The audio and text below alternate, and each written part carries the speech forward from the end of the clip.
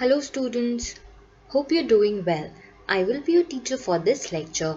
In this lecture, we will talk about organism and population. This topic is taken from NCERT class 12th unit 4. In this topic, we will talk about major abiotic factors, that is temperature and light. So देखिए इस topic में हम major abiotic factors के बारे में बात करने वाले हैं, स्पेसिफिकली टेम्परेचर एंड लाइट. ये टॉपिक हमने ऑर्गेनिज्म एंड पॉपुलेशन चैप्टर से लिया है, जो कि क्लास 12th का यूनिट 4 से बिलोंग करता है. सो देखो, टॉपिक स्टार्ट करने से पहले हमें ये आइडिया होना चाहिए कि इकोलॉजी क्या होती है. What do we mean by ecology? ये जो अपना चैप्टर है ऑर्गेनिज्म एंड पॉपुलेशन, इसमें व्हाट इज इकोलॉजी. सो देखो, इकोलॉजी क्या है? It is a branch of science. Ecology is a branch of science जो किस पे क्या डील करती है? That studies the interaction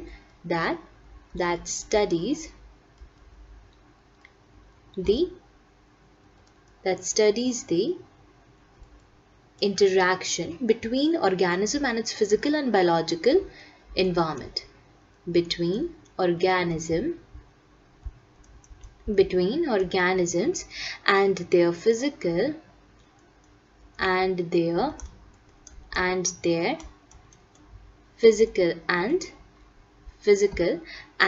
biological environment, right? Biological environment. तो इससे आप क्या कह रहे हो? This is known as ecology, कि आप physical environment and biological environment किस तरीके से आपस में इंटरैक्ट करता है. नाउ जो इकोलॉजी है, ecology is having 4 levels of biological organisation. यहाँ पर क्या प्रेजेंट है? यहाँ पर प्रेजेंट है 4 levels of biological organisation. Now कौन से हुए 4 लेवल्स ऑफ बायोलॉजिकल ऑर्गेनाइजेशन? तो 4 लेवल्स में आपके पास फर्स्ट है ऑर्गेनिजम्स. सेकंड है आपके पास पॉपुलेशन. आपके पास थर्ड है कम्युनिटीज एंड आपके पास फोर्थ है बायोम. तो ये हुए आपके पास 4 लेवल्स ऑफ बायोलॉजिकल ऑर्गेनाइजेशन. तो इस टॉपिक में हम सबसे फर्स्ट से स्टार्ट करेंगे, that is organism and it's environment. Now अब आप बताएं ऑर्गेनिज्म क्या है. तो ऑर्गेनिज्म यानी कि आप किसी पर्टिकुलर ऑर्गेनिज्म की बात कर रहे हो, एक single organism. So ecology at organismic level ये ज़रूरी होती है. क्यों? सो ecology at organismic level is important because ये physiological ecology it deals with the adaptation of an organism, right? ये क्या बताती है? physiological ecology which deals with कि किस तरीके से एक organism adapt कर रहा है to survive in a particular environment. ठीक है, ताकि ये reproduce कर सके. adapt क्यों कर रहा है? so that it can reproduce and it can survive. Fine. So that is why organism का लेवल, ऑर्गेनिज्मिक लेवल की जो स्टडी है वो इम्पॉर्टेंट है. अब ऑर्गेनिज्म अपना एनवायरनमेंट जो है किस तरीके से ये डिपेंडेंट है, तो यहाँ पर ये all living and non living factors पे डिपेंड करेगा. ठीक है, तो एनवायरनमेंट में सबसे फर्स्ट अब अगर आप देखो, सो अपन मेजर एबायोटिक फैक्टर्स के बारे में बात करते हैं. तो some of the major abiotic factors, और ये एबायोटिक फैक्टर्स जो कि किसको इन्फ्लुएंस कर रहे हैं, विच इन्फ्लुएंस ऑर्गेनिज्म लेवल. ठीक है, first there is temperature. First is temperature. अब आप देखो टेम्परेचर की बात करो, so temperature is the most ecologically relevant factor, right? अब ये जो एवरेज टेम्परेचर है, एवरेज टेम्परेचर क्या होता है? एवरेज टेम्परेचर काफ़ी ज़्यादा वेरी करता है. Average temperature vary a lot. कैसे वेरी करेगा? ये वेरी करता है, देखो temperature decreases progressively, it decreases progressively from कहाँ से कहाँ पर ये डिक्रीज होगा as you will move from equator to poles. अगर इक्वेटर टू पोल्स जा रहे हो तो डिक्रीज होगा. दूसरा ये कब डिक्रीज होगा? अगर आप मूव कर रहे हो फ्रॉम प्लेन्स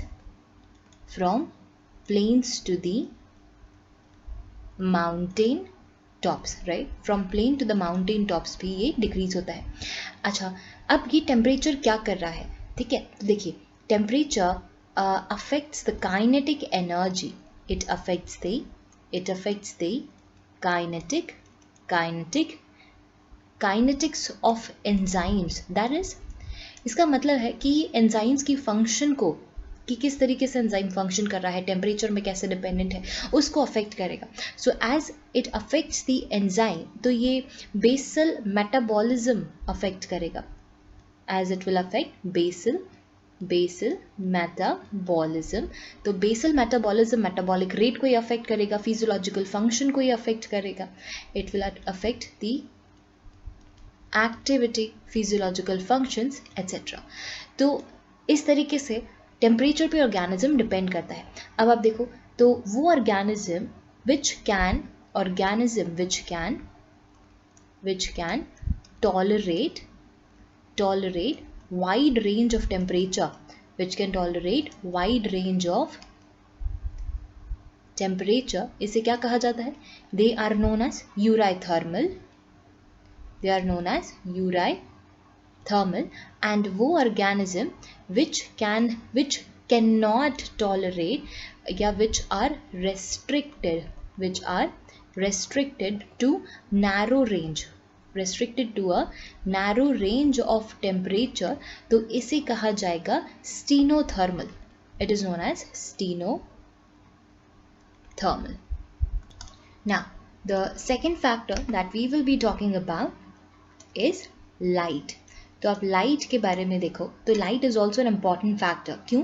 क्योंकि लाइट की वजह से फोटोसिंथेसिस आपको देखने को मिलता है. जितना ज़्यादा फोटोसिंथेसिस उतना ज़्यादा डाइवर्सिटी आपको वहाँ देखने को मिलेगी, राइट? अब आप देखो, there are small herbaceous plants जो कि ट्रॉपिकल रीजन में रहते हैं. तो स्मॉल हर्बेशियस प्लांट्स जो हैं, जो ज़्यादा ऊपर नहीं ग्रो कर पाते, they are adapted for photosynthesis in low light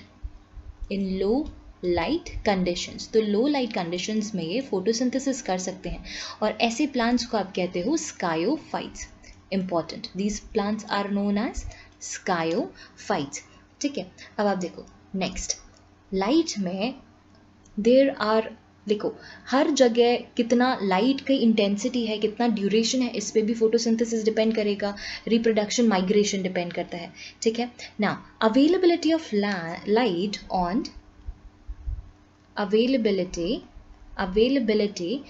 light on land is linked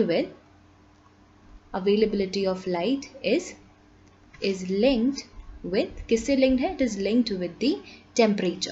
तो ज़्यादा लाइट यानी कि ज़्यादा टेम्परेचर वहाँ पर देखने को मिल रहा है. ठीक है, और ये आपको जनरली देखने को मिलेगा ट्रॉपिकल रीजन्स के अंदर. ठीक है, नाउ नेक्स्ट आप देखो कि क्वालिटी ऑफ सोलर रेडिएशन कहीं कहीं ज़्यादा इंपॉर्टेंट होती है. जैसे कि इन डीप सी तो यहाँ पर यूवी जो रेज हैं, UV component, UV rays, they are responsible for photosynthesis. ठीक है, तो फोटोसिंथेसिस में, अच्छा डीप सी की अगर आप बात करो तो मोर देन 500 मीटर्स में आपको कौन रिस्पॉन्सिबल है? यूवी रेज, क्योंकि विजिबल रेज जो है यहाँ तक नहीं पहुँच पाती. एंड इस पर डिपेंड करेगा कि it decides the distribution of red, green and brown algae. ठीक है, और इनमें आपको जो रेड एल्गे है वो सबसे ज़्यादा डीप में देखने को मिलता है. ठीक है, तो रेड एल्गे डीप वाटर्स में ग्रो करता है. So this is all about abiotic factors. I hope you understood the explanation.